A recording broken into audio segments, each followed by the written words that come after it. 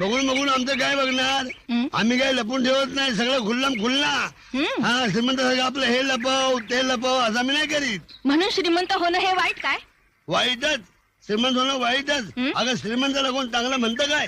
कारण श्रीमंत माणूस चांगला असू शकत नाही आणि चांगला माणूस श्रीमंत होऊ शकत नाही.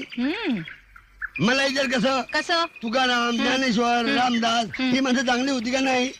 चांगलीच. चांगली ना? चांगली. मग चांगली असणारच. अगं चांगली होती म्हणूनच गरीब होती. हा, कारण गरिबी ही परमनंट असते आणि श्रीमंती ही टेम्परवारी.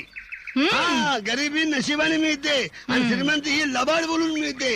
हा, मग सरकार का म्हणतं गरिबी हटाव गरिबी हटाव? बरोबर आहे, सरकार म्हणणार कारण त्यांना गरिबाची सुख बघवत नाहीत. गरिबीत सुख कसलं?